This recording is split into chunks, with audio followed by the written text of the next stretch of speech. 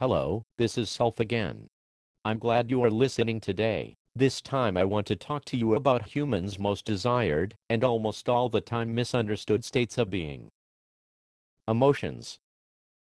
All the time, being conscious, you are in some kind of emotional state. Even when you are asleep, you are able to experience emotion patterns. You not only experience them, but, and here is the key to most of your trouble you find yourself in, you are judging them all the time.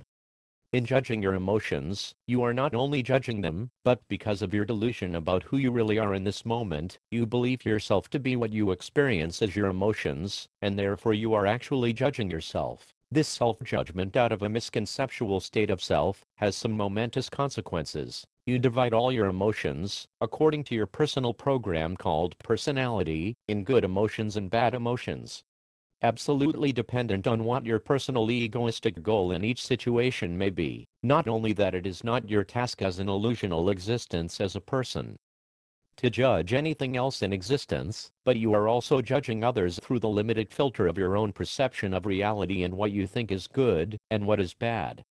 And therefore you are not only missing the point of directing your life by yourself, in means of what you create, where you go, and what you support in your reality, but also in ways of what you personally do like, and what you do not, and why. You are being dragged through your life by emotional patterns, which cause you to react in certain deliberate ways, and therefore you are provoking reactions in others, which you are also not in control of, just because you won't face the origin and the true meanings of your emotions. The only way you seem to direct yourself to is to gain as much good emotions as possible, regardless of the emotions of other beings in your surroundings. Oh wait, there is one point where you are actually caring about the emotions of others, and this is when you feel your own emotions being amplified when others are joining them. You can find many examples for that instance in the institutions you have created to support your emotional addictions, your entertainment industry. But your search for community and companionship in your emotional behavior is only an illusion. It is actually the search for fulfillment, which is caused by your self-deception of who you really are. One and oneness cannot be fulfilled. Your sense of separation is an illusion and you are afraid to give it up, because you fear you will cease to exist. Which is correct in a way, but the absolute opposite, in means of existing, is what you really are.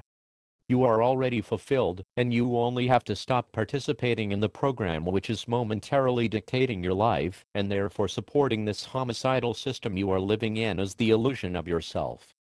Your emotions have become a drug, an addiction to your personal image of what you think and believe yourself to be.